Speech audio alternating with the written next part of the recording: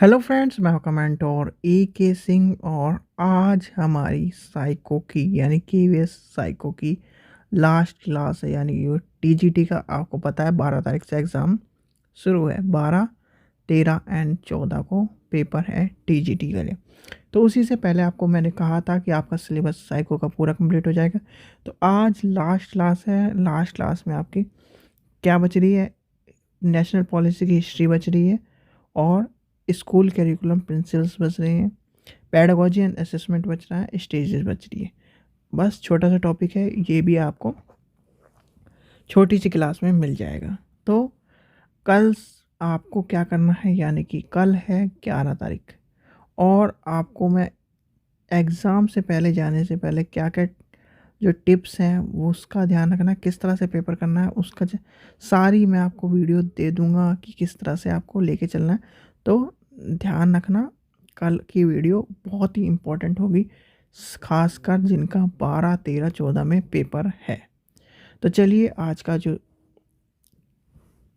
Topic है उसे देखते हैं। तो आज का टॉपिक क्या है? Historical studying the national policy in education with specific reference of school education. यानी कि किसकी बात कर रहा है? स्कूल रेफरेंस की बात कर रहा है। तो स्कूल रेफरेंस में आपको पता ही हिस्टोरिकल, इससे अच्छा हम लिखने से अच्छा, चलिए हम टॉपिक पे चलते हैं। तो हिस्टोरिकल जो है, यानी कि historical studying the national policy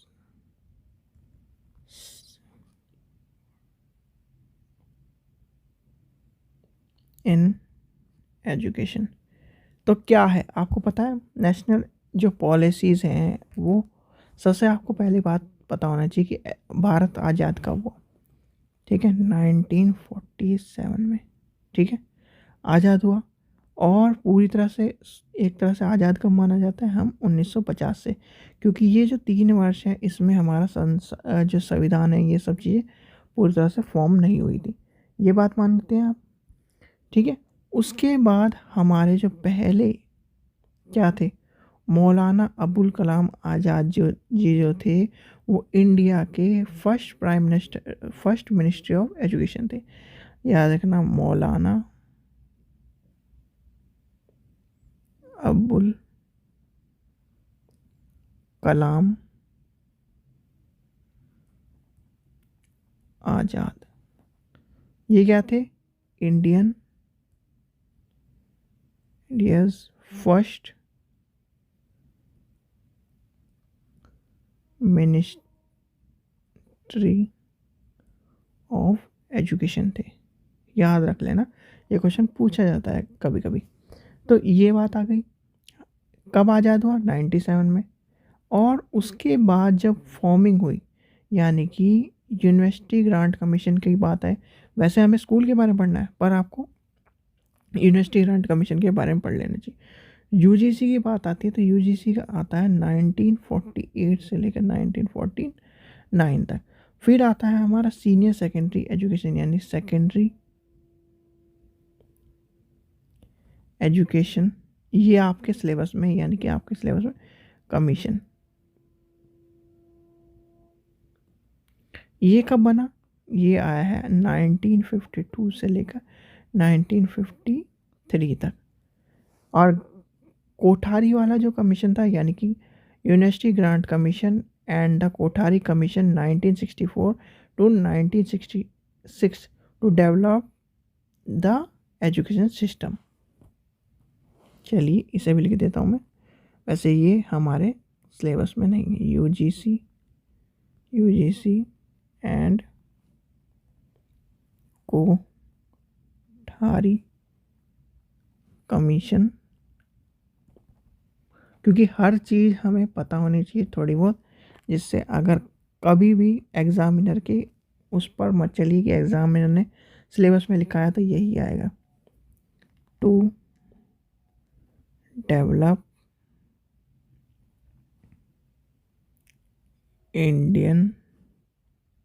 India's education system, ये आ गया। अब आती है हमारी जो एजुकेशन पॉलिसी है वो कैसे कैसे आई। ठीक है, अगर आपसे पूछा जाए ये जो आईआईटी कहते हैं, आईआईटी या फिर इस तरह की जो क्वालिटी एजुकेशन, साइंटिफिक एजुकेशन, ये सारी चीज़ें डेवलप हो गई थी हमारी। और जो गवर्नमेंट थी वो किसकी थी? जवाहरलाल नेहरू की थी। यानी प्राइम मिनिस्टर कौन थे? जवाहरलाल नेहरू थे। उनका क्या मानना था? एजुकेशन को हाई क्वालिटी एजुकेशन यानी हाई क्वालिटी साइंटिफिक एजुकेशन के लिए आईआईटी की बात करी गई थी। 1961 में यूनियन गवर्नमेंट का क्या हुआ? एनसीईआरटी आई, यानी कि 1961 में एनसीईआरटी। ठीक है, अब यहाँ तक आपको समझ में आ गया होगा। अब चलते हैं हम अपनी पहली पॉलिसी पर, यानी कि हमारे न्यू एजुकेशन पॉलिसी में पहला कदम आता है 1968। याद रखना, 1968 में सबसे पहला कमीशन आया तो वो था कोठारी कमीशन के बेस पर। वो कोठारी कमीशन कब आया? अभी हमने पढ़ा था, ये रहा आपका 64 से 65 तक। और जब सबसे पहली न्यू एजुकेशन पॉलिसी बनी तो उसमें इक्वालिटी की बात करी, यानी कि इक्वल एजुकेशन की बात करी गई थी। ठीक है, ये समझ में आ गया। फिर आते हैं हम थोड़ा आगे चलते हैं, न्यू एजुकेशन पॉलिसी 1986, यानी कि यहाँ पर उल्टा घुमा दिया, 86 68।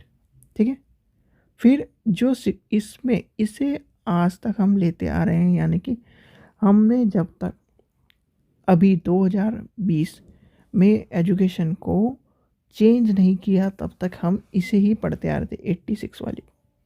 86 का रिफॉर्मेशन यानी कि 86 का दोबारा पुनः उसका नवीनीकरण कब किया गया? 1992 में। ये बहुत से बच्चों को नहीं पता है। अगर आपसे पूछा जाए कि जो 86 वाला या फिर न्यू एजुकेशन पॉलिसी 86 का पुनः निर्माण यानी कि एक तरह से रिनोवेट या पुनः निर्माण कब किया गया था? वो था 1992 में। फिर 1992 की बात आई जब, और इसमें कौन थे? राजीव गांधी की जो एजुकेशन सिस्टम था वो स्पेशल इन्हेंसमेंट की बात कही गई थी, और डिसेबिलिटी और इक्वलिटी की बात कही थी, और अपॉर्चुनिटी किसको दी गई थी? SC ST कमीशन में बात कही गई थी एजुकेशन की। और यहाँ पर भी वही बात है। अब आया है न्यू एजुकेशन पॉलिसी 2020। ये तो आपको मैंने सारी बता दी, यानी कि अब इसमें क्या है, चलिए आपसे ही पूछते हैं हम। न्यू एजुकेशन पॉलिसी 2020 में कौन सा गणित आया भाई? 5 + 3 + 3 + 4, ये गणित आया है। यहाँ पर यहाँ तक था +2, 10 + 2, ये वाला गणित था। यानी पहले एक जो था हमारा 10 + 2 वाला गणित था। और फिर आया कब? 2020 में क्या आया? 5 + 3 + 3 + 2, ये भी याद रख लेना।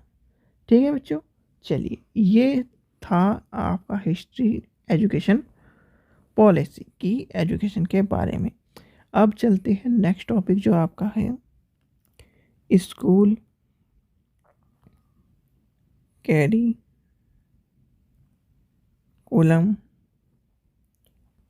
प्रिंसिपल्स। एजुकेशन कैरिकुलम प्रिंसिपल्स पढ़ते हैं। चलिए, सबसे पहली बात आती है स्कूल करिकुलम है क्या?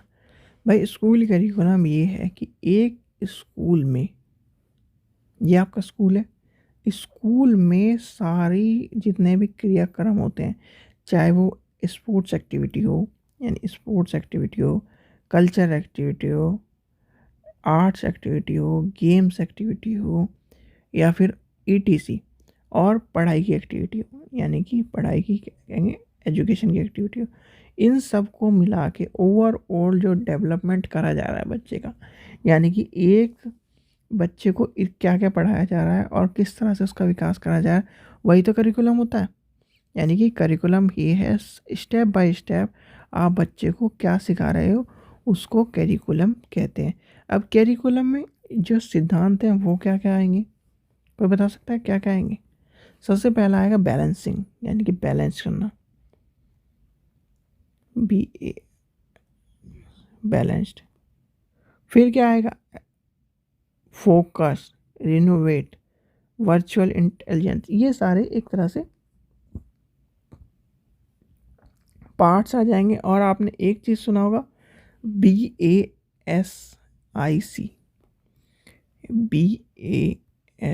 BASIC। अब इसकी फुल फॉर्म किसी को पता है? बैलेंस। देखिए, जो फुल फॉर्म होती हैं वो आपको थोड़ी बहुत याद रखनी चाहिए, क्योंकि इस तरह के क्वेश्चन देखने के लिए मिले हैं।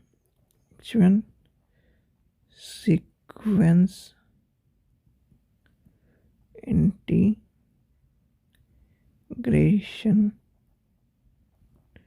एंड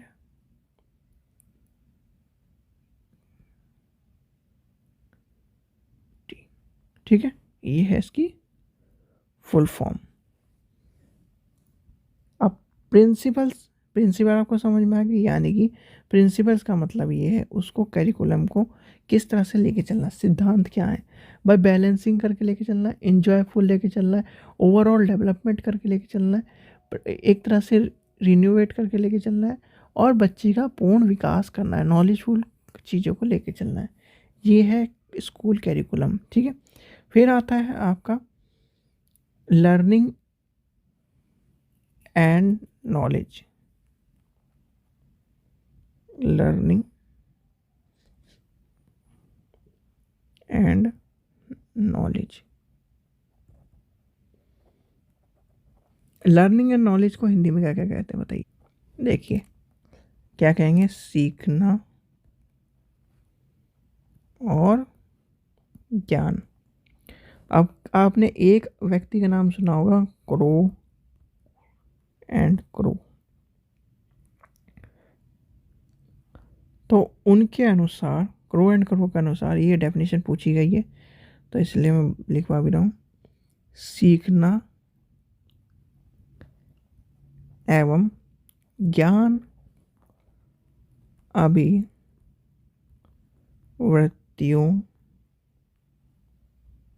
का अर्जन है, ठीक है। तो ये समझ में आ गया। और इसका मतलब क्या है कि सीखने के दौरान व्यक्ति के व्यवहार में परिवर्तन होता है, परिवर्तन के कारण बाह्य परिवर्तन और आंतरिक परिवर्तन दो रूप में बांटा गया है।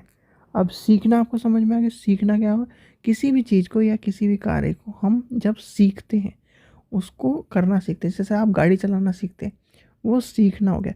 और ज्ञान क्या हो गया, उस गाड़ी के बारे में लेना, यानी कि सीखना एक तरह से थ्योरी, सॉरी, सीखना एक तरह से प्रैक्टिकल, और ज्ञान एक तरह से क्या, थ्योरी। यानी कि आपने गाड़ी चलाना सीखा, गाड़ी चलाने की प्रोसेस को जब आप सीख लोगे तो वो आपका ज्ञान हो जाएगा कि आपने इतने उस पर ब्रेक लगाना है, इतने उस पर चलिए चलना है, इतने उस पर गियर डालना है, तो वो आपका ज्ञान बन गया, यानी कि ज्ञान बना। और सीखना क्या हो गया, जब आपको पता चलेगा कि कैसे इसे गाड़ी को चलाना है, इतना टर्न लेना है, इतने उस पर लेना है, पहाड़ पे ऐसे चढ़ाना है, यानी स्पीड ब्रेकर पे ऐसे लेके चलना है, तो वो आपकी हो गई सब चीज़ें। लास्ट आपका बचता है आपका टॉपिक। चलिए नेक्स्ट देखते हैं, कैरिकुलर,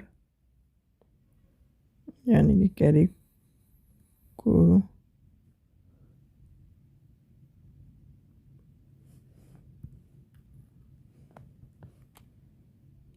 CUR,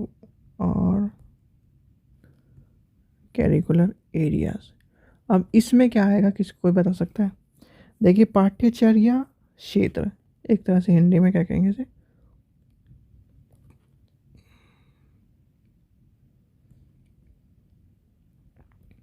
क्षेत्र। इनका मतलब ये है कि पाठ्यचर्या का भी एक क्षेत्र होता है। और जब हम पाठ्यचर्या वाले चैप्टर में पढ़े थे, हाइडिंग कैरिकुलम का नाम सुना था, वो भी इसका पार्ट होता है, यानी कि एरिया। एरिया का मतलब ये है कि कैरिकुलम के जो एरियाज हैं वो किस तरह से डिफाइन करते हैं कैरिकुलम, यानी कि कैरिकुलर एरिया में आपकी टेक्स्ट बुक, ठीक है, आपके जो स्कूल में कार्यक्रम हो रहे हैं, सब्जेक्ट इंक्लूडिंग टेक्स्ट बुक है, करिकुलम मटेरियल है, और रिलेटेड जितनी भी चीज़ें हैं करिकुलम में, जितनी भी चीज़ें आती हैं वो सारे करिकुलम के एरियाज़ होंगे। यानी कि करिकुलम जो ओवरऑल करिकुलम बना हुआ है उसमें जितनी भी चीज़ें हैं, स्पोर्ट्स है, ये पढ़ाने वाली टेक्स्ट बुक है, कल्चरल एक्टिविटीज़ हैं, ये सब चीज़ें करिकुलम डेवलपमेंट में काम आ रही और यही करिकुलम एरियाज़ हैं। इन एरियाज़ में यानी कि ये जितने भी एरिया होंगे, जैसे टेक्स्ट बुक एक एरिया हो गया, कल्चरल एक्टिविटी एक एरिया होगा, ये सब एरिया मिलकर ही करिकुलम एरिया बनता है। चलिए नेक्स्ट देखते हैं। नेक्स्ट लास्ट टॉपिक क्या बचा है आपका? School stages, pedagogy and assessment. School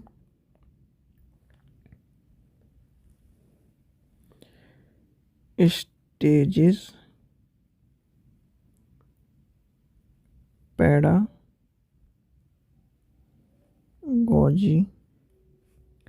and